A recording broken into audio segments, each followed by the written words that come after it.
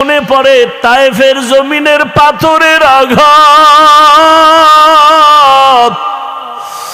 আমি যখন কালেমার দাওয়াত নিয়ে তায়েফের জমিনে চলে গেলাম, ওই তায়েফের বেঈমানেরা ছোট ছোট বাচ্চাদেরকে লেলিয়ে দিয়েছে। ওই তায়েফের ছোট ছোট বাচ্চাগুলো পাথর হাতের মধ্যে নিয়ে আমার শরীরে বসা পড়ে না, বাসি পড়ে না রে আয়েশা। ওই তায়েফের ময়দানের ছোট ছোট বাচ্চাগুলো এত জোরে জোরে পাথর মেরেছে, মনে হয় যেন পাথরের আঘাতে বৃষ্টির মতো আমার শরীর থেকে রক্ত পড়িয়া জুতা মোবারক আটকায় গেছে। আমার ওই কাফেরদের বাচ্চাদের পাথরের আঘাত আমার শরীর থেকে রক্ত পড়িয়া জুতা আটকায় গেছে, আমি সহ্য করতে পারি নাই। আসমান থেকে আমার আল্লাহ জিবরাইলের পাঠায় কয়, যাও যাও, আমার মায়ার নবী কান্না করলে আমি আল্লাহ সহ্য করতে পারি না। জিবরাইল আমিন আসি আমাকে বলে, নবী আপনি কাঁদিয়েন না, আমার মাওলা সহ্য করতে পারেন না, আপনি এখন অর্ডার দেন তায়েফের জমিন উল্টায়া ধ্বংস করে ফেলি। মায়ার নবী বলে, ভাই জিবরাইল ওদের মারিও না, ওরা জানে না আমি কেমন, ওরা জানে না আমি কেমন, আমি কত বড় অসহায়, আমি কত বড় ইয়তীম। এই তায়েফের মানুষ জানে না আমি যে বাবা হারা সন্তান। আমি দুনিয়াতে আসি একবারও বাবা বলে ডাক দিতে পারি নাই, বাবার আদর থেকে আমি বঞ্চিত, মায়ের আদর থেকে আমি বঞ্চিত। ও জিবরাইল এদের মারিও না। ও আয়েশা, ওই তায়েফের কথা মনে পড়লে আমি আর সহ্য করতে পারি না রে আয়েশা। আমার শরীর থেকে কি পরিমাণ রক্ত জমিনে পড়ে গেছিল। আমি অসহায়, আমার বাবা নাই, আমার মা নাই, দাদাও চলে গেছেন। এত কষ্টের জীবন আমার রব আমাকে এত আদর করেছেন। ওই মা হারা বাবা হারার ভেতর আমি আমার রবেরে ভুলি নাই। ও পর্দার আড়ালের মা বোনেরা, ও বৃদ্ধ বাবাজিরা, ও যুবক বাবারা, এই ময়দানে কত আল্লাহর বান্দা আছো, মা নাই, বাবাও নাই। আজকে মা হারা বাবা হারা সন্তানের কলিজায় কত আঘাত। এই মা বাবার চোখের পানি আর দোয়া ছাড়া মানুষ হওয়া সম্ভব না রে বাবা। ওই মায়ের চোখের পানি, বাবার চোখের পানি আর কষ্ট আজ আল্লাহ চেহারে বসাইছেন। ওরে মা বাবার জীবনের কষ্টের ঋণ আদায় করা যাবে না রে সন্তান। আমার মায়ার নবী কাঁদেন মা হারা বাবা হারা হয়ে। ও এতিম সন্তানেরা, ওই মা বাবার চেহারাটাও কি মনে পড়ে না? কবরের মধ্যে রেখে কেমনে আরামে ঘুমাও। তোমার আমার মা জীবনে কত কষ্ট করেছে, একটু চোখ বন্ধ করে খেয়াল করো বাবারা। ও যুবকেরা, বৃদ্ধ বাবাজিরা, পর্দার আড়ালের মা বোনেরা, ওই আমার মালিকের ভুলে গেছেন। কোন দিন যেন মালিক ডাক দেয় আর থাকা যাবে না। ওই মা বাবার জন্য চোখের পানি ছেড়ে দোয়া করেন। কত বাবা এত কষ্ট করে করে সন্তানকে বড় বানাইছেন। এক সময় বাবা চাল কিনতে পারে নাই, ডাল কিনতে পারে নাই। কত বাবার মনে চাইতো ইলিশ মাছ খাবে, কিনার মতো টাকা ছিল না। কত মায়ের অন্তর চাইতো বেদানা আঙ্গুর খাবে, কেনার টাকা ছিল না। আজকে সন্তান তোমার ঘরে মাছের অভাব নাই, ফলের অভাব নাই, কিন্তু ওই মাছ আর ফল কে খাবে? মা বাবার সাদা কাপড়ের প্যাকেট হয়ে কবরে পড়ে আছে। ওরে তুমি শীতের রাতে ঘুমাইলে মা ঘুমাইতেন না, রাতের গভীরে আসিয়া দেখতেন সন্তানটার মশারি নাই, শীতের ভেতরে গায়ে কম্বল নাই, মা বারবার কম্বল উঠায় দেয়, মশারি টানায় দেন। আজকে ওই মা বাবাকে ঠান্ডা মাটির মধ্যে রেখে যারা আরামে ঘুমাও, ওই মায়ের চেহারাটাও কি মনে পড়ে না? বাবার কথা কি মনে পড়ে না? ওই মা বাবার ঋণ আদায় কেমনে করবা? চোখের পানি ছেড়ে আল্লাহর কাছে কান্না করে দোয়া করো। আর যার মা বাবা বেঁচে আছে, ও আমার যুবক বাবারা, দোয়া নিও। ওই মা বাবার দোয়া ছাড়া জীবনের সফলতার দরজা খুলবে না রে বাবা। ও আমার কলিজার যুবক, ওই মা বাবারে কষ্ট দিও না রে বাবা। যদি বাবাকে পাও, হাতটা ধইরা দোয়া নেওয়ার চেষ্টা করিও না। হজের মাস, হজের আগের মাস, হজের পরের মাস, আর এই রজব মাসটা একটু আলাদা। জিকাদা, জুলহিজ্জা, মুহররম। হজের মাস হলো জিলহজ, এর পরের মাস থেকেই বছর শুরু আরবি। আর ওই হজের মাসের আগের মাস, আর এই রজব শাবানের আগে, এই 4 মাস আল্লাহ এটা লৌহে মাহফুজে লিখে ফেলেছেন কুদরতের কলম দ্বারা, আসমান জমিন সৃষ্টির দিন। সেই সম্মানিত মাসের এক মাস রজব। মেরাজের কারণে এ মাসের সম্মান না, বরং মেরাজ আলাদা, এ মাস আলাদা। আমরা তো রজবে মেরাজের ঘটনা বয়ান করি, মসজিদে মসজিদে বয়ান হয়েছে 2-3 দিন আগে, জুমায় বয়ান হয়েছে। মূলত উলামায়ে কেরাম, ঐতিহাসিকগণ বিশ্লেষণ করে বলেছেন রসুলের মেরাজ হয়েছে এটা সত্য, তবে রজবে হয়েছে এর কোনো গ্যারান্টি নেই। কেউ বলেন রসুলের মেরাজ হয়েছে রমাজানে, কেউ বলেন রসুলের মেরাজ হয়েছে মুহররম মাসে, কেউ বলেন জিকাদা, হজের আগের মাসে। মোটমাট কথা হলো মেরাজ হয়েছে এটা সত্য। এখন প্রশ্ন হলো, মেরাজটা কি স্বপ্ন যোগে হলো না সশরীরে হলো? এ নিয়ে অনেক মতানৈক্য। এখনো বহু নাস্তিকরা রসুলের মেরাজ মেনে নিতে পারে না, বলে স্বপ্ন যোগে হয়েছে। ইসলামী শরিয়া এবং কোরআন হাদিস প্রমাণ করে মেরাজ হয়েছে সশরীরে। এখন কথা হলো, মেরাজ হলো কেন? প্রশ্ন খেয়াল করবেন, মেরাজ হলো কেন? এবং এই মেরাজ হলো রাতের বেলা না দিনে? দিনে না হয়ে রাতে হলো কেন? এবং মেরাজটা শুরু হয়েছে বাইতুল্লাহ থেকে, বাইতুল মাকদিস, ওখান থেকে মেরাজ শুরু। আল্লাহ বাইতুল্লাহ থেকে ডাইরেক্ট আল্লাহর বাড়ি নিতে পারতেন না, বাইতুল মাকদিস নিলেন কেন? কথা বুঝে আসছে? এরপরে আসেন আয়াতের বিশ্লেষণ। আয়াতে ঢুকার আগে এই কথাগুলো খেয়াল করি। পৃথিবীতে আল্লাহ যত নবী রাসূল পাঠিয়েছেন সকলের মেরাজ হয়েছে।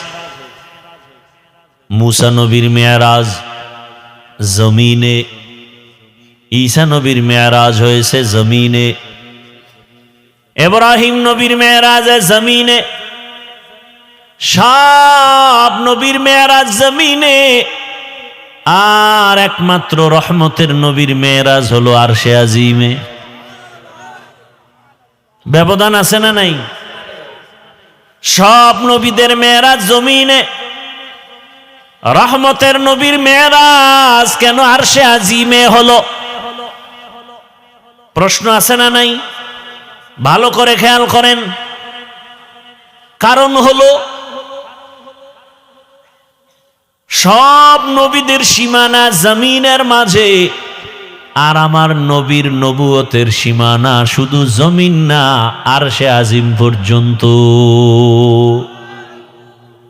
মেম্বার সাহেব, চেয়ারম্যানের ইউনিয়নের খবর নেওয়ার দায়িত্ব তার না, তার দায়িত্ব ওয়ার্ডের মানুষের খবর নিবে আর ঘুরবে। চেয়ারম্যান সাহেব ইউনিয়নে ঘুরবেন আর খবর নিবেন, এমপির আসনে যাবেন না। এমপি সাহেব তার আসনের মানুষের খোঁজ খবর নিবেন, সরকারের ভূমিকা নিবেন না। কথা ঠিক না? মূসা নবীর যতটুকু সীমানা, অতটুকুর জন্যই তিনি খোঁজ খবর নিবেন তার নবুয়তের সীমানা। ইব্রাহিম নবীর নবুয়তের সীমানা জমিনের যতটুকু দিয়েছেন অতটুকু নিবেন। আর আপনার আমার রহমতের নবী, আল্লাহ তাকে নবুয়তের সীমানা দিয়েছেন দো জাহান সহ। রহমতের নবীর নবুয়তের সীমানা শুধু জমিনে না, কারণ আমার নবী শুধু জমিনের নবী না, কুল মখলুকতের নবী। তাহলে জমিন দেখানো হয়ে গেছে, নবীর যে নবুয়তের সীমানা আর উপরে আছে এটা দেখাতে হবে না? এজন্য আল্লাহ তাকে উপরে নিছেন, ইনভাইট করেছেন, দাওয়াত দিয়েছেন। নাম্বার 2, সব নবীদের মেরাজ হলো ইমতিহান, আর আপনার আমার রহমতের নবীর মেরাজ হলো ইনআম। সব নবীদের মেরাজ হলো পরীক্ষা, আর আপনার আমার রহমতের নবীর মেরাজ হলো একমাত্র পুরস্কার। সব নবীর মেরাজ পরীক্ষা, আমার রসুলের মেরাজ পুরস্কার। পরীক্ষা ছাড়া পুরস্কার পায়নি, কথা বলেন না কেন? তা নবীরে যদি পুরস্কার দিতে আরশে আজিমে নেয় তো পরীক্ষা হইল কই? সব নবীর পরীক্ষা, মেরাজ মানে পরীক্ষা। এবং মেরাজের স্থান, আদম আলাইহিস সালামের মেরাজ আরাফাতের ময়দানে, মূসা নবীর মেরাজ তুর পাহাড়ের চূড়ায়, ইব্রাহিম তার মেরাজ হলো আগুনের ভেতরে। আরে মেরাজ মানে উপরে উঠা, মেরাজ মানে কি? খেয়াল করেন, খেয়াল করেন, বয়ান ইচ্ছা করে করা যায় না, চুম্বুকে চুম্বুক টানলে না কাজ হয়, কথা ঠিক না? আল্লাহ কথা বের করে দেন, মুখস্থ করে বলা যায় না। আপনাদের দিলের আকর্ষণ, মহাব্বত কথা বের করবে। এলেমের মাস্তানি চলে না তো এ জায়গায়। বহু আলেম মাইকের সামনে বসলে কথা বলা যায় না, পারে না। বড় আলেম, আল্লাহ যাকে পছন্দ করেন আল্লাহ তাকে দিয়ে সে কাজ নিবেন। সে মাইকের সামনে কথা না বললে কি হবে? গোটা দুনিয়াতে বক্তা তৈরি করার ফ্যাক্টরিতে তারা বসে আছেন। আমাদের এলেম শিখাইছেন না? এই যে আমার ওস্তাদ বয়ান করলেন মাগরিবের এশার আগে, এর জন্য খেয়াল করেন, অনেকের কাছে ভালো লাগে না, না? হ্যাঁ, এই বয়ান এক জায়গায় করছিলাম প্রায় 2.5 ঘন্টার বেশি। ভালো করে খেয়াল করেন, ইব্রাহিম নবীর মেরাজ আগুনের ভেতরে। কেমনে হয়েছে কাহিনীতে ঢুকলে আর সম্ভব? এ রাত শেষ হয়ে যাবে। আগুনের মধ্যে কেমনে মেরাজ হয়েছে? ও মেরাজ মানে কি? উপরে উঠা। এই উপরে উঠা একটা হলো জাহেরি আর একটা হলো বাতিনি। একটা কি আর একটা কি? বাতিনি। মেরাজের মূল থিম, মূল টার্গেট রবের সাথে তাআল্লুক আর মাআল্লাহ তৈরি করা। খুব খেয়াল করি ভাইরা আমার, বয়ান করতে দিতে হবে, নাইলে তো পারবো না আগাইতে। খেয়াল করেন, মেরাজ, উরুজ, ঊর্ধ্বে গমন, উপরের দিকে উঠা। মুফাসসিরিন কেরাম লিখেছেন এই উপরে উঠা এটা দুই ভাবে। একটা হলে একজনের সিঁড়ি বেয়ে হেঁটে হেঁটে দোতলায় উঠছে, এটাও কি উপরে উঠা। আর এই উঠা হলো মর্যাদার লাইনে উপরে উঠা, মর্যাদার লাইনে উপরে উঠা। মর্যাদা দিবেন আমার আল্লাহ, এটা একটা উপরে উঠা মর্যাদার লাইনে, এটা জাহিরি আর একটা বাতিনি। রহমতের নবী আমার দোনো লাইনেই আগায়া যাইতেছেন। একটা উপরে উঠা মর্যাদা, বেয়াদবি ক্ষমা চাই, বুঝাবার জন্য বলছি। আমি স্টেজে বসা, আপনারা কোথায় বসা? নিচে বসা। আমি যে উপরে উঠলাম এটা কি এমনেই না কোনো সম্মানের কারণে? বলেন, এটা সম্মান না অসম্মান? এটা জাহিরি না বাতিনি? জাহিরি। সম্মানের সাথে উপরে উঠা, তুলনামূলক এটা জাহিরি। আর একটা হলো বাতিনি। একই জায়গায় বসছেন আবু বকর, ওমর, ওসমান, আলী, রহমতের নবীও। দস্তারখানে খানা চলছে, একই সাথে বসা, উপরে নিচে নাই। মর্যাদা কার বেশি? কঠিন কঠিন। এটা তো বাতিনি মর্যাদা, রসুল দোনোটা পেয়েছেন। আর মুসা নবীর মর্যাদা জাহিরি ভাবে মেরাজ। কয় না নামাজে কি হয়? মুমিনের মেরাজ নামাজ। বড় কঠিন হালাত। আল্লাহ বান্দার সাথে মেরাজে কথা বলবেন। রহমতের নবীর সাথে তো কথা হয়, কিন্তু আল্লাহ চাইতেছেন মোহাব্বত যখন বাড়তে থাকে বাড়তে থাকে বাড়তে থাকে, তখন মোহাব্বতের আশিক আর মাশুক চায় কাছাকাছি হয়ে কথা বলবেন, কাছাকাছি হয়ে কথা বলবেন। দূরে দূরে কয়দিন। মুসা নবী আল্লাহর বন্ধু, ঈসা নবী আল্লাহর বন্ধু, ইব্রাহিম আল্লাহর বন্ধু, সব নবী রাসূল আল্লাহর বন্ধু। আপনার আমার নবীও আল্লাহর বন্ধু, তবে ব্যবধান সব নবী রাসূল আমার আল্লাহ তাআলার আশিক, আর আমার আল্লাহ নিজে হলেন মুহাম্মদের আশিক। কেমন কথা, বড় কঠিন হালাত। রবের সাথে মেরাজ হবে মানে কাছে নিয়ে কথা বলবেন, গোপনে। আল্লাহর নবী মুসা দৌড়ায় তুর পাহাড়ে মালিকের সাথে কথা বলবে। কথা যত বলে মায়া তত বাড়ে, মোহাব্বত বাড়ে। মুসা নবী তুর পাহাড়ে গেলেন আগুন আনার জন্য। শুআয়ব আলাইহিস সালামের মেয়ে সফুরা, মুসা নবীর প্রথম বিবি, পেটে বাচ্চা, যাওয়ার পথে মিশরে আগুনের দরকার। তুর পাহাড়ের কিনারায় গেলেন,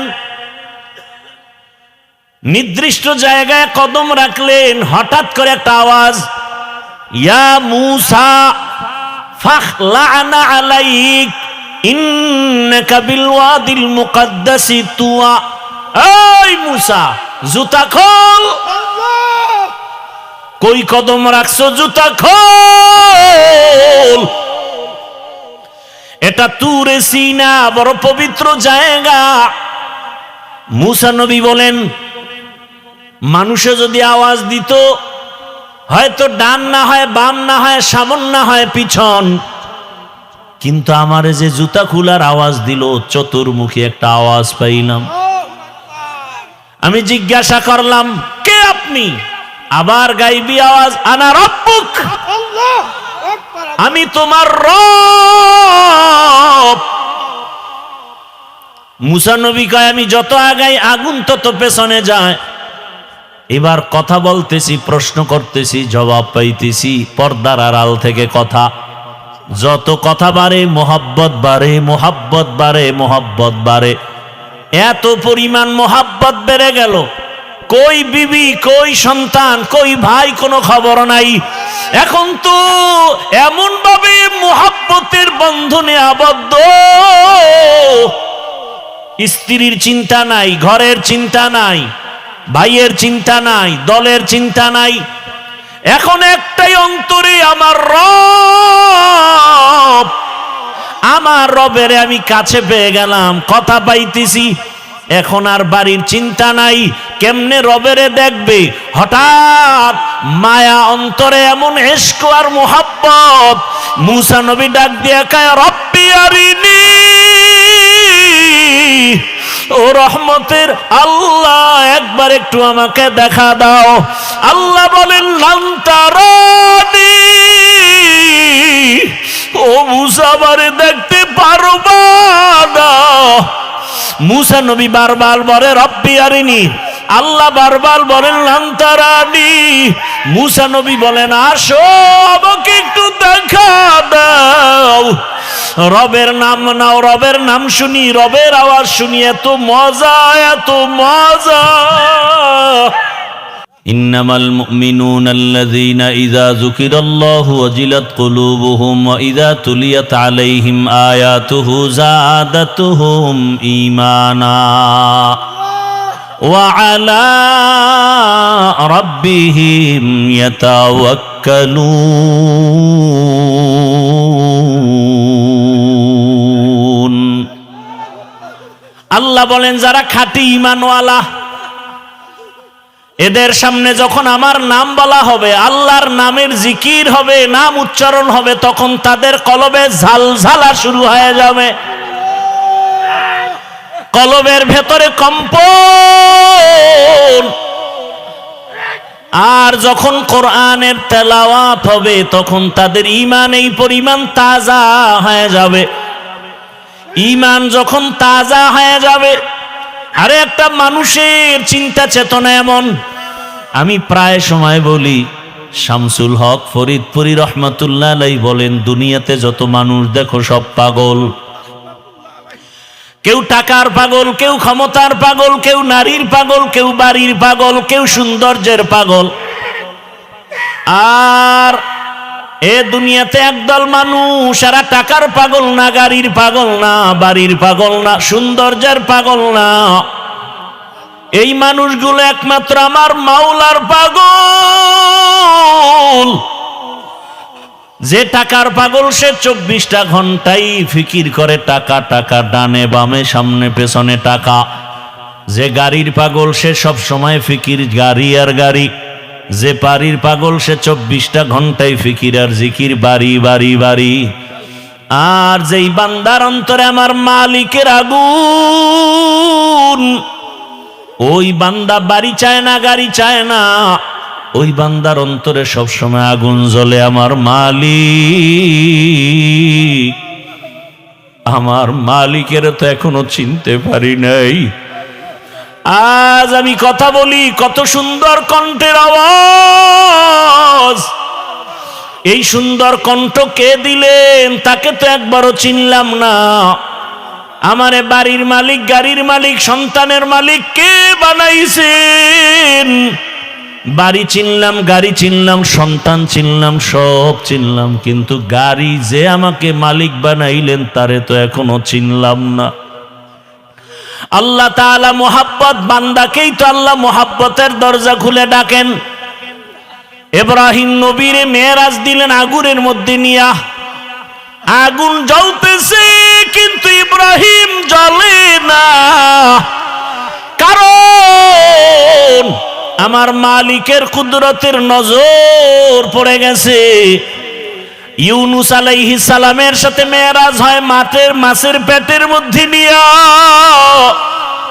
ওই মাছের পেটে গিয়াও ইউনুস আমার আল্লাহকে ভুলেন না। ওই মাছের পেটের মধ্যে ইউনূস আমার আল্লাহকে ডাকতেছেন। আল্লাহ বলেন যে আমাকে ভুলে না, আমিও তাকে ভুলতে পারি না।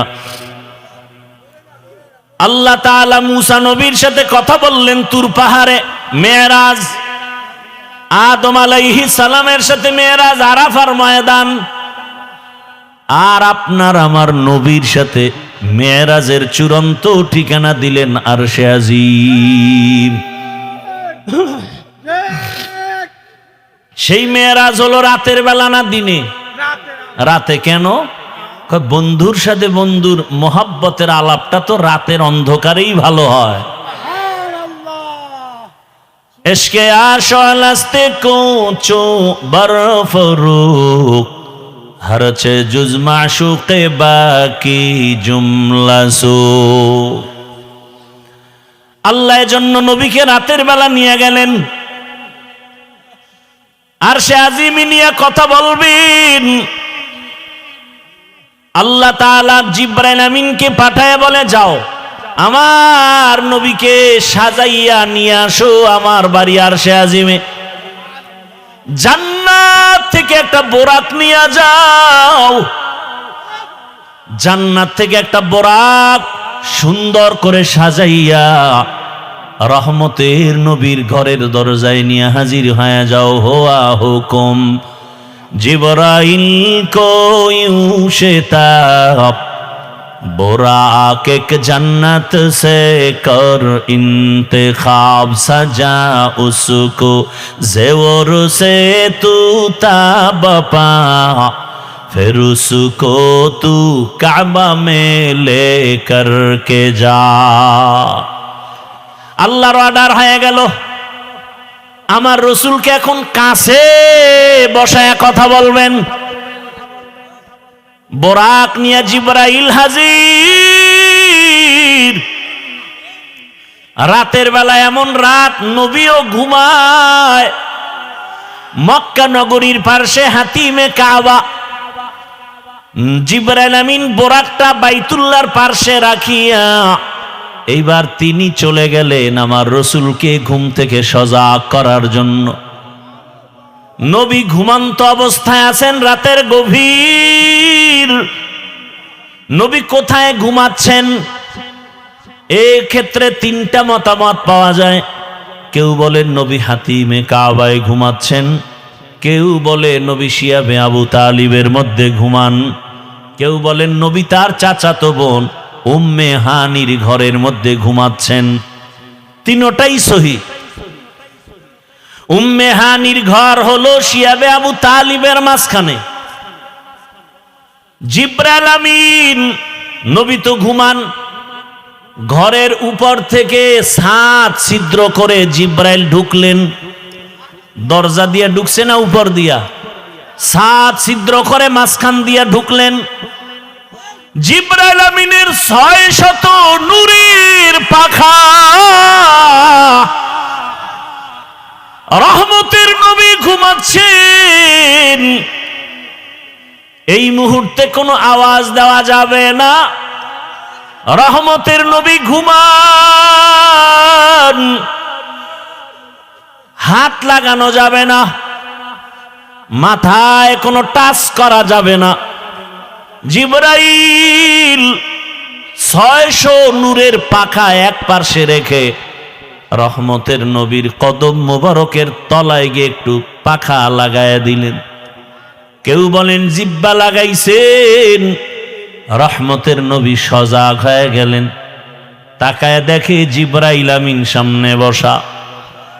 নবী জিজ্ঞাসা করলেন, ভাই জিবরাইল, এই রাত্রে কেন?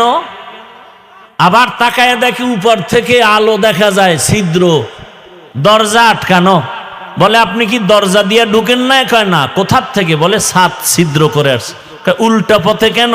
আজকে সব ব্যবহার উল্টাই হবে, সব উল্টা হবে। আপনার জন্য এক মহা সুসংবাদ দিয়ে আসছি। আমার আল্লাহ আপনাকে দাওয়াত দিয়েছেন, এখনই রেডি হবেন, আল্লাহর বাড়িতে যেতে হবে। কেমন মজা, এগুলো বুঝবে কে? বুঝবে কে? তেরা আয়না আলমে রঙ্গ বু হে, তেরা আয়না আলমে রঙ্গ বু হে, जिधर दिखता हो उधर तू ही तू है। আরে আল্লাহর মোহাব্বতের বান্দারা, সর্বাবস্থা আমার মালিকের পাওয়ার জন্য পাগল পারা হয়ে থাকেন। অন্তরের মধ্যে একটা আগুন জ্বলতে থাকে, দুনিয়ায় সব পেলাম কিন্তু আসল মালিকের যদি না পাই আমার কোনোটাই আর জীবনে সফল হবে না। জিবরাইল আমিন বলেন, নবী রেডি হন, চলতে হবে রবের দরবারে। বোরাক রেডি। নবীকে উঠাইয়া জিবরাইল আমিন চলে গেলেন হাতিমে কাবা। বাইতুল্লাহ দেখছেন যারা, ওই চার দেয়ালের ঘরের পাশে বুক বরাবর একটা আলাদা দেওয়াল আছে ছোট, এটা হাতিমে কাবা। পুরাটাই ছিল বাইতুল্লাহর ঘর, পুরাটাই। কিন্তু রসুলের যখন 30 বছর বয়স, ওই বাইতুল্লাহটা ভেঙ্গে নতুন করে উঠাইতে গিয়া টাকা ছিল না। হালাল ভাবে টাকা সবাই ভাগ ভাগ করে দিয়া দেখে পুরাটা উঠানো যায় না, ওটা বাদ দিয়ে এরপরে করছে। কিন্তু ওটাও কাবা, কাবার অংশ। বাইতুল্লাহর মধ্যে 2টা দরজা ছিল। কয়টা? এখন একটা আছে আর একটা নাই। ওই বরাবর ওই পাশে আর একটা। রহমতের নবীকে হাতিমে কাবায় নিলেন। ওখানে নবী আরেকটু শুয়ে পড়লেন, আবার উঠাইয়া রহমতের নবীকে ঝমঝম কূপের কিনারায় নিয়েছেন। নবীকে চিৎভাবে শোয়াইলেন। নবীজির সিনা মুবারকটা ছিদ্র করে ফেললেন। রহমতের নবীর বুকটা চিরিয়া ভেতর থেকে কলবটাকে বের করলেন। স্বর্ণের পেয়ালার ভেতরে রাখলেন, জমজমের পানি দিয়া ধুইলেন। নবী বলেন, আমি তাকায় তাকায় দেখতেছি, ওখানে জিবরাইল দাঁড়ানো, ওখানে মিকাইল দাঁড়ানো, আমার ডানে 70,000 রহমতের ফেরেশতা দাঁড়ানো, আমার বামে 70,000 রহমতের ফেরেশতা দাঁড়ানো, সামনে রহমতের 70,000 ফেরেশতা দাঁড়ানো, পেছনে 70,000 রহমতের ফেরেশতা দাঁড়ানো। আমি দেখতেছি আমার বুকটা সিরিয়া কলবটাকে বের করে স্বর্ণের পেয়ালায় রাখলেন, আর জমজমের পানি দিয়ে আবার কলবটাকে ধুইলে, এরপরে আবার ভেতরে দিয়া আবার হালকা চাপ দিলে আবার ভালো হয়ে গেল। আমার সেলাই লাগলো না, রক্ত গেল না, ব্যথাও পেলাম না। জিবরাইল কয়, জমজম পানি দিয়ে এবার ওযু বানাইয়া নেন। ওযু বানাইয়া রেডি হয়ে যান। মায়ার নবী জমজমের পানি দিয়া ওযু বানাইছেন। ওরে মুফাসসিরিনে কেরাম বলেন, জমজম পানি কাউসারের থেকেও দামি। সাহাবায়ে কেরাম প্রশ্ন করলেন, ইয়া রাসূলুল্লাহ, জমজমের কূপের থেকে crore crore million trillion billion পানি হাজিরা নিয়ে যায়, কিন্তু সেই থেকে আজ পর্যন্ত একটু পানি কমেও না বাড়েও না, এই পানিটার তলা কই? রহমতের নবী বলেন, জমজম কূপের তলা হলো হাউজে কাউসারের সাথে লাগানো। জমজম কূপের পানি পান করলে এতটা লাভ। মানুষের পানি পান করলে পিপাসা নিবারণ হয়, ক্ষুধা নিবারণ হয় না। জমজম পানিটা পান করলে ক্ষুধা নিবারণ হয়, পিপাসাও নিবারণ। কেউ যদি জমজমের পানি পান করে, নবী বলেন, তুমি এই দোয়া পড়ে পান করো, আল্লাহুম্মা ইন্না নাসআলুকা ইলমান নাফিআ ওয়া রিজকান ওয়াসিআ ওয়া শিফাআম মিন কুল্লি দা। জমজমের পানি পান করো, রোগের ঔষধ। বান্দা তোমার শেফা আল্লাহ দান করবেন, এত পাওয়ারওয়ালা পানি। নবী বলেন, ওযু করলাম, এরপরে 2 রাকাত নামাজ আদায় করলাম। মেরাজ সফর শুরু হবে। এখান থেকে একটা সবক, কেউ যদি সফরে বের হও, ওযু সহ বের হও, 2 রাকাত নামাজ পড়ে বের হও। নবী নামাজ কমপ্লিট করে দোয়া করলেন। এবার জিবরাইল বলেন, ইয়া রাসূলুল্লাহ, বোরাক রেডি, উঠেন। নবী উঠবে, কিন্তু বোরাক একটু বাহানা করে, উঠাইতে চায় না। জিবরাইল বলে, বোরাক এমন কেন করো, চিনো? বলে, হ্যাঁ চিনি, নি তো রহমতের নবী। বাহানা করার একটা কারণ, নবী যদি একটু বলতেন আজ আমাকে বাহন উঠবেন, ব্যবহার করবেন, হাসরেও জান্নাতে আমাকে ব্যবহার করবেন, যদি নবী বলতেন আমি একটু খুশি হইতাম। এই কথাটা শোনার জন্য আমি বাহানা করতেছি। রহমতের নবী আমার পিঠে সওয়ার হয়ে যাবেন। রহমতের নবী উঠলেন। জিবরাইল মিকাইল চলছে। বাইতুল্লাহ থেকে বাইতুল মাকদিস যাইতে 1 মাস লাগে। নবী বলেন, আমি তাকায় দেখলাম এই বোরাক একটা কদম দেওয়া মাত্র বাইতুল মাকদিসে হাজির।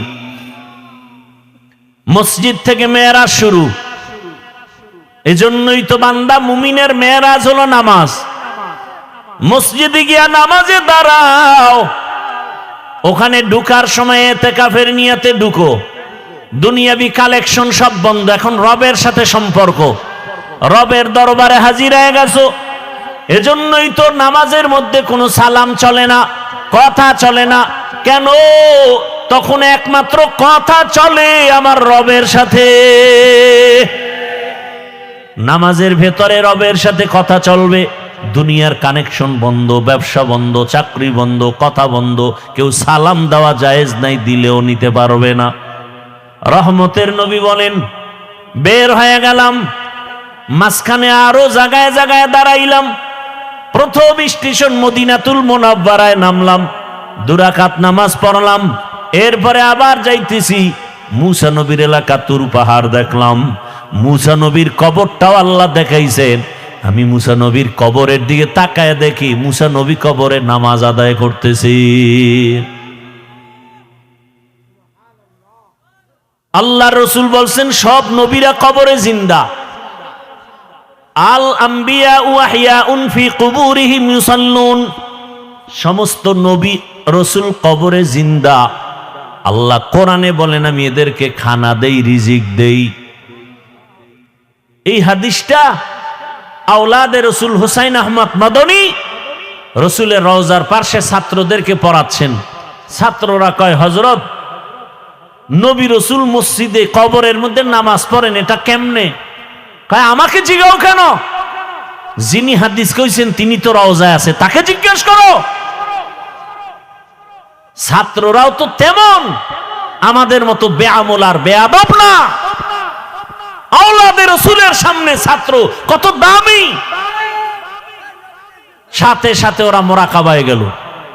ছাত্ররা মোরাকাবায় দেখতেছেন রহমতের নবী সিজদায় পড়ে আছেন। ভাইরা আমার,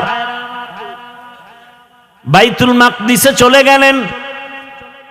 রহমতের নবী জিবরাইল আমিন একটা খুঁটির সাথে বোরাকটাকে বাঁধলেন। ওখানে সব নবী রাসূল এসে হাজির হয়ে গেলেন। জিবরাইল আমিন আজান দিলেন। এরপরে ইকামত, ইমামতি কে করবেন? রহমতের নবীকে আল্লাহ পাক সামনে যাওয়ার হুকুম দিয়ে দিলেন। নবী ইমাম হয়ে গেলেন। প্রত্যেকটা পয়েন্টে অনেক কথা বলার সময় নাই। ওখান থেকে আল্লাহ পাক নবীকে আরশে আজিমের দিকে রওনা করায় দিবেন। বোরাক রেডি। নবী বসলেন, জিবরাইল আমিন বসলেন।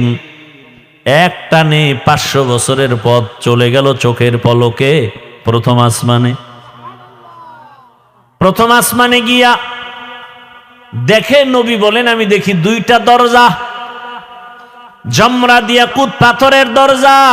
দোনো দরজার বাহির সাইডে 2টা তালা লাগানো, নূরের তৈরি তালা।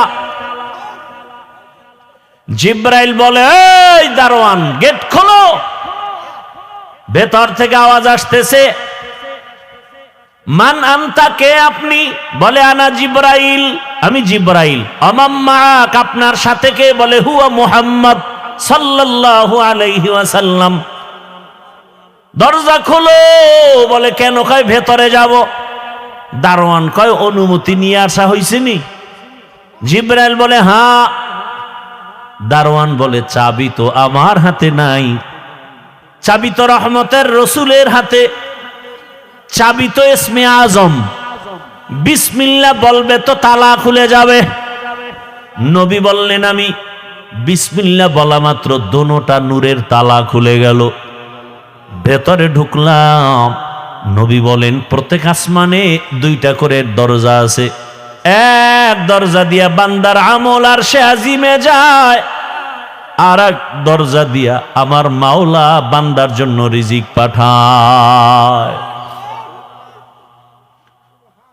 হ্যাঁ, আল্লাহ রিজিক পাঠায় এক দরজা দিয়া, আর এক দরজা দিয়া বান্দার আমল চলে যায়।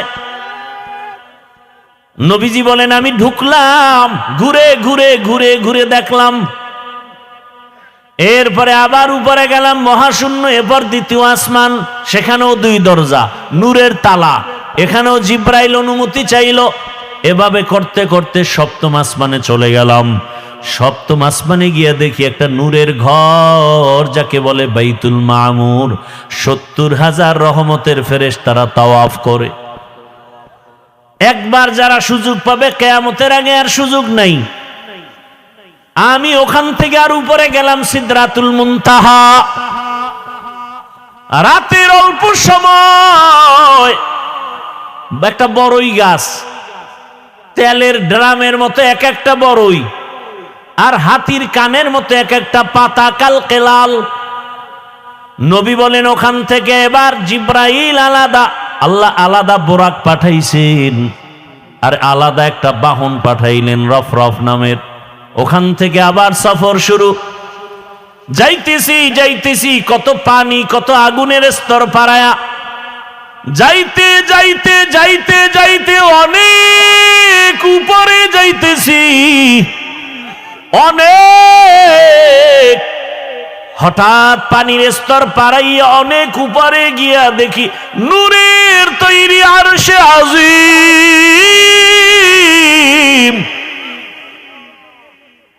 আমি ওখানে গিয়া জুতা খুলতে শুরু করলাম।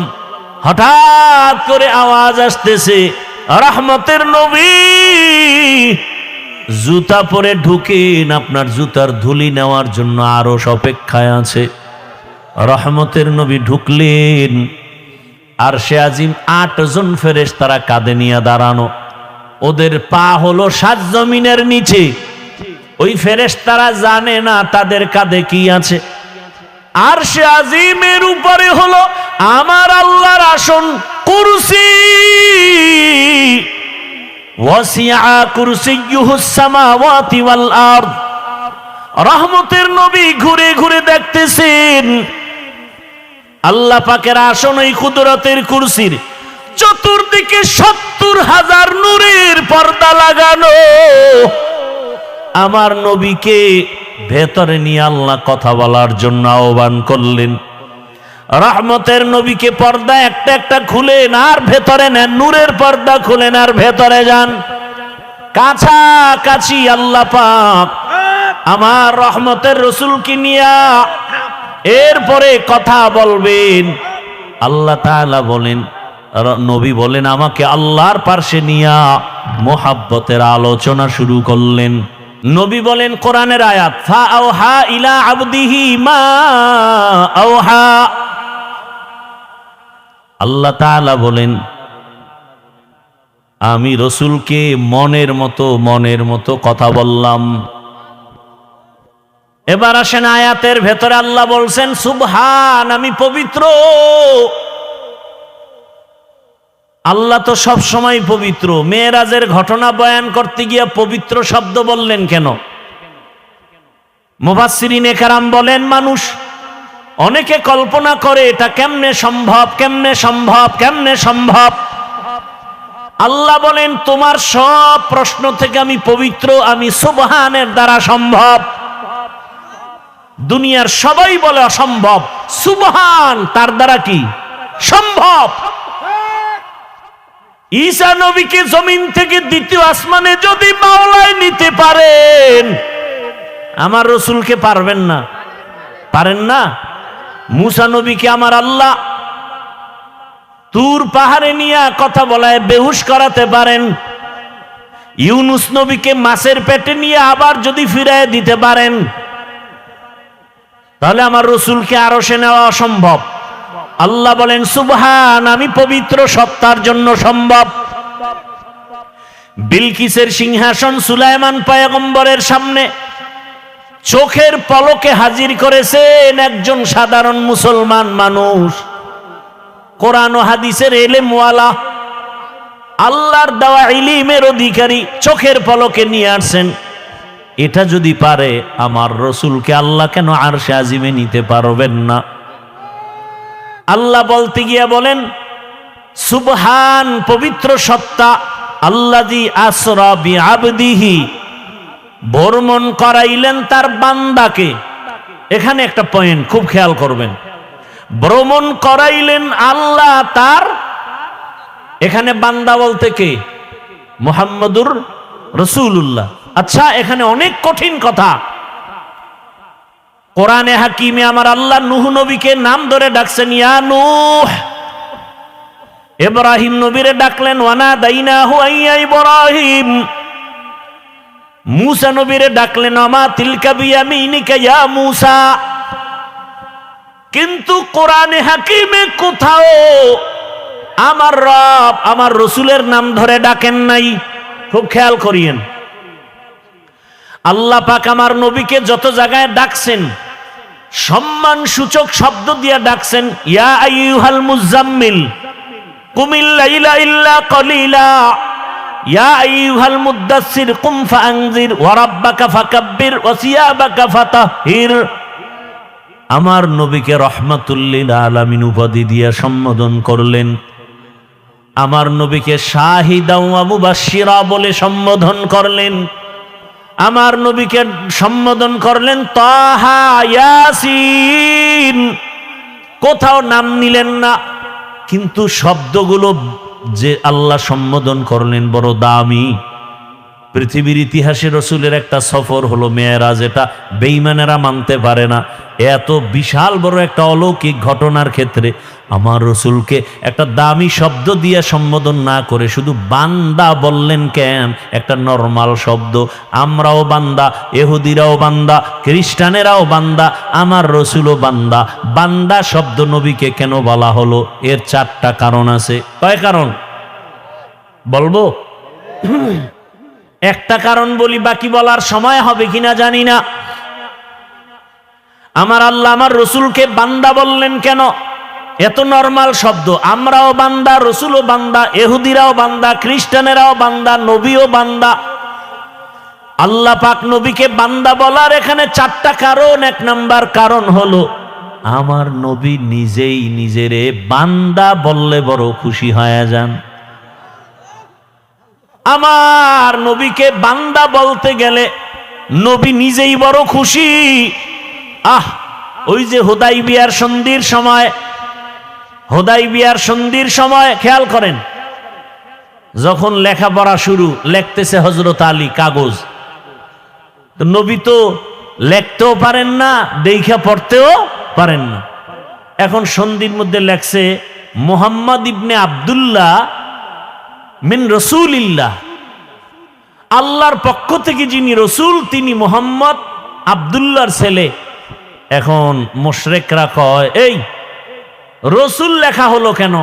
রসুল যদি মানি তাই তার সন্ধি থাকে না।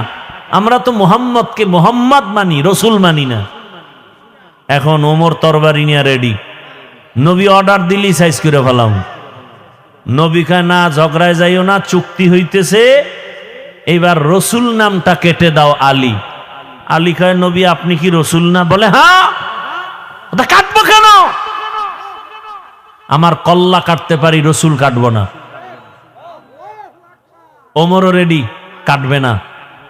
এইবার নবী কয় তাহলে আমার কাছে দাও। নবী নিছেন চুক্তিপত্র নিয়ে, বলে রসুল শব্দটা লেখা কোথায়? আমাকে আঙ্গুল দিয়া ধরাও।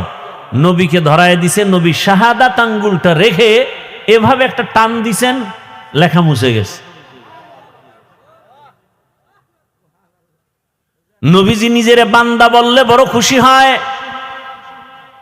কারণ আম্মা জান আয়েশা রাদিয়াল্লাহু আনহা একদিন রহমতের নবীকে জিজ্ঞাসা করেন, ইয়া রাসূলুল্লাহ, আপনি এত কষ্ট করেন, ইবাদত করেন, পা ফুলে যায়, এত পরিমাণ রাসূল ইবাদতে সময় কাটান, পা ফুলে যায়। নবীজি কি বললেন জবাবে?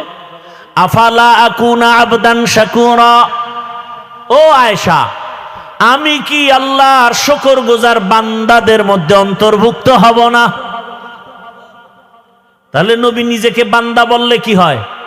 খুশি হয়। এই জন্য দেখছেননি ওই আরশে আজিমের মধ্যেও নবীকে বান্দা বলা হলো। ফাআওহা ইলা আবদিহি মা আওহা, আল্লাহ বলেন আমার বান্দার কাছে আমি ওহী নাজিল করলাম, যা বলার বলছি, এটা আর গোপন প্রকাশ না। এবার আরো মজার কথা, নবীর জিগে আপনি যে আমার বাড়ি আসছেন, হাদিয়া নিয়ে আসা দরকার না? কি নিয়ে আসছেন? নবী বলেন আত্তাহিয়াতু লিল্লাহ ওয়াসসালাওয়াতু ওয়াত-তাইয়্যিবাত, তিনটা নিয়ে আইছি হাদিয়া। আল্লাহ কয় আমিও তিনটা দিলাম। আসসালামু আলাইকা আইয়ুহান নবী ওয়া রাহমাতুল্লাহি ওয়া বারাকাতুহু। নবী কয় আমি একা নিলাম না, আমার উম্মতেরও ভাগে লইলাম। উম্মতের কান্ডারি নবী,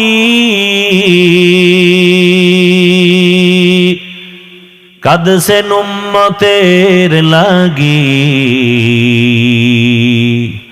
এখনো কাঁদেন নবীজি শুয়ে মদিনার পানে।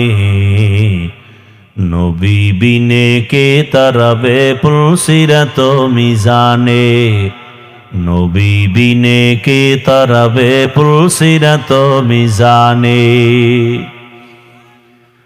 রহমতের নবী যখন বললেন আমার উম্মতেরও শামিল করি, আসসালামু আলাইনা কেন না কেন, ওয়া আলা ইবাদিল্লাহিস সালিহিন। এইবার আল্লাহ কয় এই ফেরেশতারা শুনছুনি এখানে আমার বন্ধু কি বলছে? কয় হ্যাঁ। তোরাও সাক্ষী দে। ফেরেশতারাও বলল আশহাদু আল্লাহ ইলাহা ইল্লাল্লাহু ওয়া আশহাদু আন্না মুহাম্মাদান। কারা কইছে এই কথা?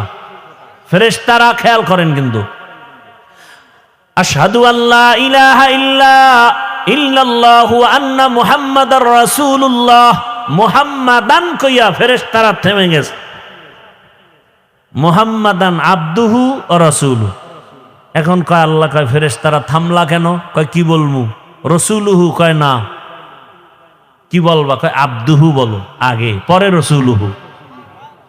কারণ আমার হাবিব নিজেকে বান্দা বললে খুশি হয়, এজন্য আবদুহু আগে বলো, রাসূলুহু পরে। আমার বন্ধুরটা আগে আনো, আমারটা পরে নাও। আমার বন্ধু চায় বান্দা বলি, আর আমার থেকে দেওয়া রসুল। বন্ধুরটা আগে লাগাও আবদুহু, পরে আমারটা লাগাও রাসূলু। নবীকে আল্লাহ বান্দা বলার কারণ আর একটা হলো। দ্বিতীয় কারণ,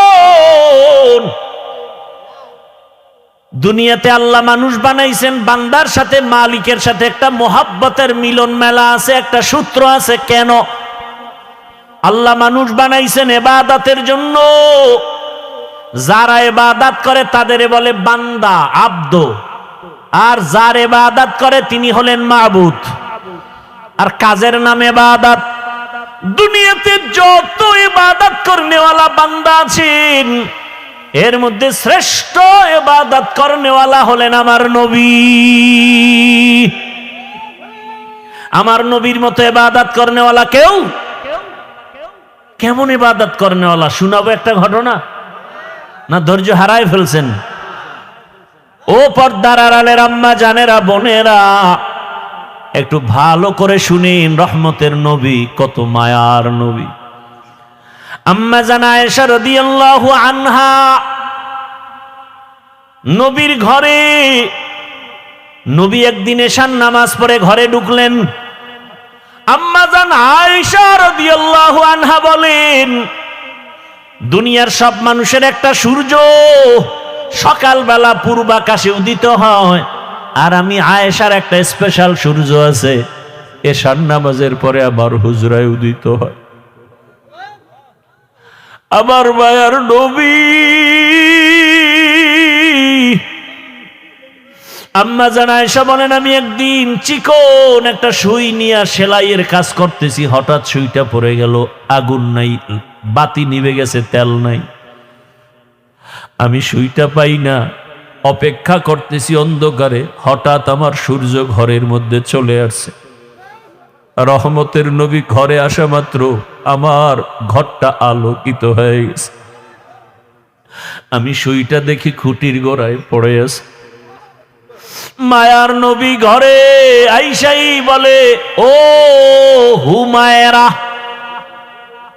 নাম কি? আয়েশা নাম কি? নবী মাজা কইরা মায়া কইরা ডাকছেন কি? হুমায়রা।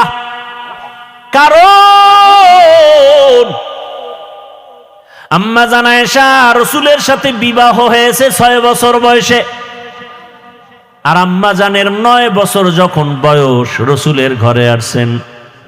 18 বছর যখন বয়স তখন নবী চলে গেছেন। হিসাবটা বুঝে থাকলে বলেন, 6 বছরে বিবাহ হলো, 9 বছরে আম্মা জান নবীর ঘরে গেলেন, আর 18 বছর বয়সে রাসূল দুনিয়া থেকে চলে গেলেন। আম্মা জান রাসূলের ঘরে সংসার করলেন কতদিন? কয় বছর? আম্মা জান আয়েশা মাত্র 18 বছরের নারী, নবীর সোহবত পেলেন মাত্র 9 বছর। আম্মা জান বলেন, আমি এই 9 বছরে রাসূল থেকে কি পাইছি শুনো। ও পর্দার আড়ালের আম্মা জান আয়েশা রাদিয়াল্লাহু আনহা বলেন, আমি 9 বছর রাসূলের ঘরে থেকে আমি 2000-এর উপরে হাদিসের হাফেজা হয়ে গেছি। কোরআনের ভেতরে বড় তাফসীর করেনওয়ালা আম্মা জান আয়েশা। আম্মা জান বর্ণনা করেন আর বলেন, নবী আয়েশা ঘরে ডাক দিয়ে বলেন, ও হুমায়রা, আমি তো খুশি। নবী মুস্কি হাইসা কয়, আজকের রাতের জন্য আমাকে একটু ছুটি দিবেননি? আমি আয়েশা পেরেশান হয়ে গেলাম, নবী আমার কাছে ছুটি চায়। তো ভাবছি বোধহয় কোনো বিবির ঘরে যাবেন। আমি মুস্কি হাসলাম, ইয়া রাসূলুল্লাহ, আপনি কোথাও যাবেন আর আমি না বলবো, এটা কেমনে হয়? কারণ আমার আব্বা আবু বকর আপনাকে জোর করে আমাকে দেন নাই। আপনার ঘরে আমি আয়েশা আসার পেছনে আমার আল্লাহর ইশারা। ইয়া রাসূলুল্লাহ, আপনাকে সময় দিব না মানি? আম্মা জান আয়েশা বলেন, আমি ভাবতেছি নবী বোধহয় কোথাও যাবেন, কিন্তু না, আমি শুইয়া পড়লাম আগের অভ্যাস অনুযায়ী। রহমতের নবীকে দেখি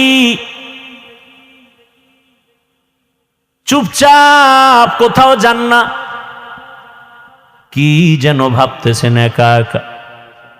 আমি শুইয়া ঘুমানের বাহানায় চুপ করে আছি, দেখি মায়ার নবী কি করেন। আম্মা জান আয়েশা বলেন, আমি দেখি রহমতের নবী মালিকের মোহাব্বতের নামাজে দাঁড়ায় গেলেন। মায়ার নবী নামাজে দাঁড়ায় গেলেন, নামাজ শুরু করে সূরা ফাতিহা পড়তেছেন। আমি আয়েশা রাসূলের আওয়াজগুলো কানে শুনতেছি। রহমতের নবীর তেলাওয়াতে এত মজা, আমার ঘুম ভেঙ্গে আমি তাকায় আছি, রহমতের নবী তেলাওয়াত করে নামাজে। কিন্তু আমি আবার ভয় পেয়ে গেলাম।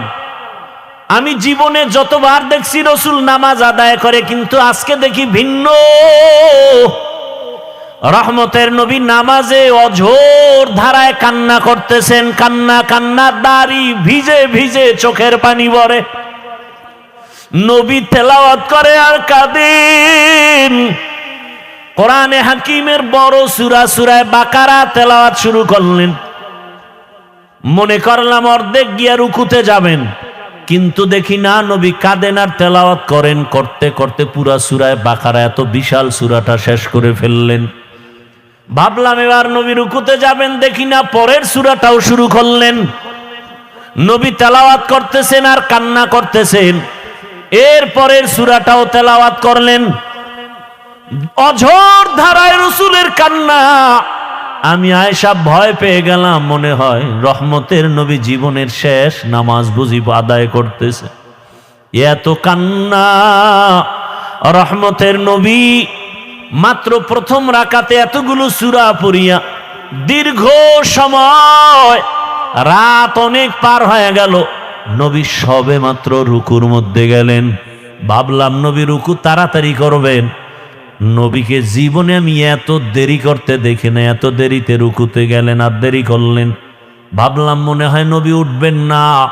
অনেক সময় পার হয়ে গেল, কান্না তো বন্ধ নাই। এক পর্যায়ে রাসূল দাঁড়ায় গেলেন।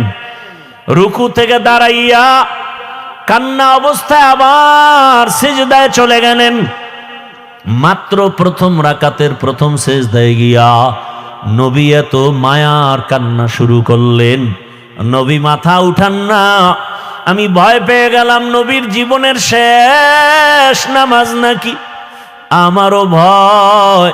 রহমতের নবী প্রথম রাকাতের প্রথম সিজদায় পড়ে আছেন, কান্না। নবী মাথা উঠান না, উঠান না, উঠান না।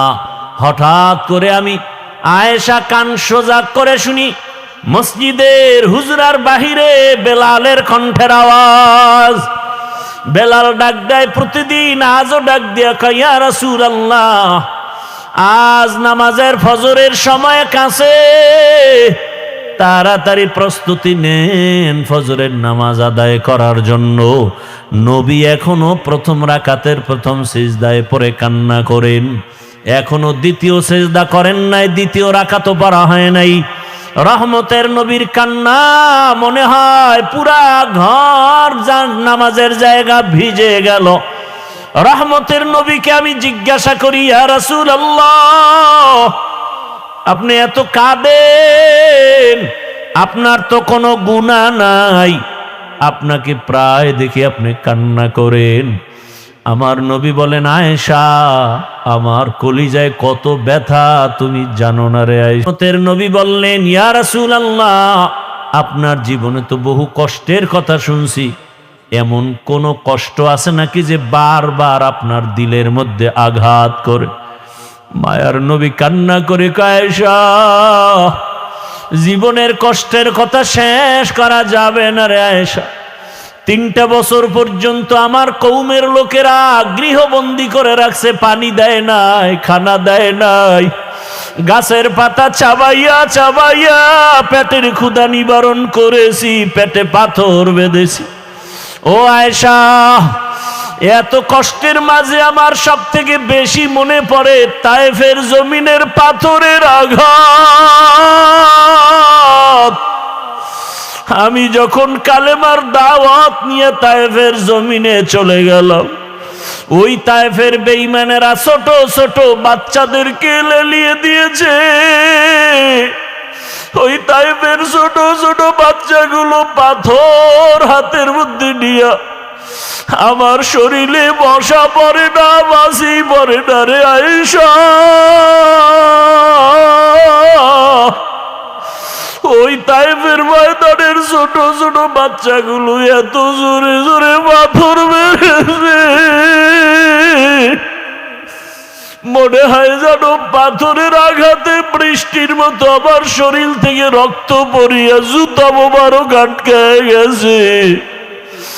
আমার ওই কাফেরদের বাচ্চাদের পাথরের আঘাত আমার শরীর থেকে রক্ত পড়িয়া জুতা আটকে গেছে, আমি সহ্য করতে পারি নাই। আসমান থেকে আমার আল্লাহ জিবরাইলের পাঠায় কয়, যাও যাও। আমার মায়ার নবী কান্না করলে আমি আল্লাহ সহ্য করতে পারি না। জিবরাইল আমিন আসি আমাকে বলে, নবী আপনি কাঁদিয়েন না, আমার মাওলা সহ্য করতে পারেন না, আপনি এখন অর্ডার দেন তায়েফের জমিন উল্টায়া ধ্বংস করে ফেলি। মায়ার নবী বলে, ভাই জিবরাইল ওদের মারিও না, ওরা জানে না আমি কেমন, ওরা জানে না আমি কেমন, আমি কত বড় অসহায়, আমি কত বড় ইয়তীম। এই তায়েফের মানুষ জানে না আমি যে বাবা হারা সন্তান। আমি দুনিয়াতে আসি একবারও বাবা বলে ডাক দিতে পারি নাই, বাবার আদর থেকে আমি বঞ্চিত, মায়ের আদর থেকে আমি বঞ্চিত। ও জিবরাইল এদের মারিও না। ও আয়েশা, ওই তায়েফের কথা মনে পড়লে আমি আর সহ্য করতে পারি না রে আয়েশা। আমার শরীর থেকে কি পরিমাণ রক্ত জমিনে পড়ে গেছিল। আমি অসহায়, আমার বাবা নাই, আমার মা নাই, দাদাও চলে গেছে। এত কষ্টের জীবন আমার রব আমাকে এত আদর করেছেন। ওই মা হারা বাবা হারার ভেতর আমি আমার রবেরে ভুলি নাই। ও পর্দার আড়ালের মা বোনেরা, ও বৃদ্ধ বাবাজিরা, ও যুবক বাবারা, এই ময়দানে কত আল্লাহর বান্দা আছো, মা নাই, বাবাও নাই। আজকে মা হারা বাবা হারা সন্তানের কলিজায় কত আঘাত। এই মা বাবার চোখের পানি আর দোয়া ছাড়া মানুষ হওয়া সম্ভব না রে বাবা। ওই মায়ের চোখের পানি, বাবার চোখের পানি আর কষ্ট আজ আল্লাহ চেয়ারে বসাইছেন। ওরে মা বাবার জীবনের কষ্টের ঋণ আদায় করা যাবে না রে সন্তান। আমার মায়ার নবী কাঁদেন মা হারা বাবা হারা হয়ে। ও এতিম সন্তানেরা, ওই মা বাবার চেহারাটাও কি মনে পড়ে না? কবরের মধ্যে রেখে কেমনে আরামে ঘুমাও। তোমার আমার মা জীবনে কত কষ্ট করেছে, একটু চোখ বন্ধ করে খেয়াল করো বাবারা। ও যুবকেরা, বৃদ্ধ বাবাজিরা, পর্দার আড়ালের মা বোনেরা, ওই আমার মালিকের ভুলে গেছেন। কোন দিন যেন মালিক ডাক দেয় আর থাকা যাবে না। ওই মা বাবার জন্য চোখের পানি ছেড়ে দোয়া করেন। কত বাবা এত কষ্ট করে করে সন্তানকে বড় বানাইছেন। এক সময় বাবা চাল কিনতে পারে নাই, ডাল কিনতে পারে নাই। কত বাবার মনে চাইতো ইলিশ মাছ খাবে, কিনার মতো টাকা ছিল না। কত মায়ের অন্তর চাইতো বেদানা আঙ্গুর খাবে, কেনার টাকা ছিল না। আজকে সন্তান তোমার ঘরে মাছের অভাব নাই, ফলের অভাব নাই, কিন্তু ওই মাছ আর ফল কে খাবে? মা বাবার সাদা কাপড়ের প্যাকেট হয়ে কবরে পড়ে আছে।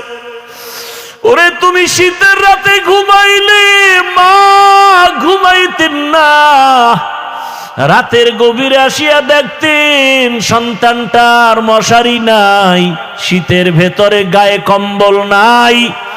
মা বারবার কম্বল উঠায় দেয়, মশারি টানায় দেন।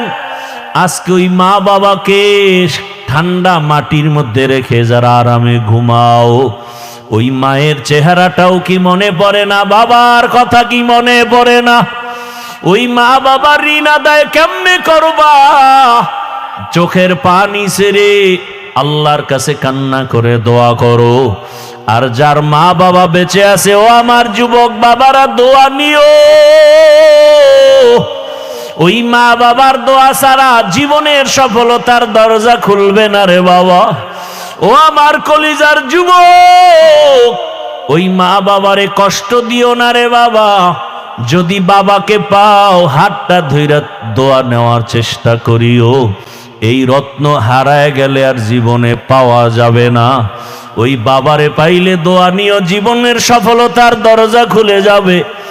মায়েকে পাইলে ঘরে গিয়া মাকে বলিও, মা জীবনে কত বেয়াদবি করেছি, তুমি গোপনে কষ্ট পেয়ে কান্না করেছো, আজ তওবার নিয়ত করেছি আর বেয়াদবি করব না, তুমি আমার মাথায় হাতটা দিয়া দোয়া করে দাও।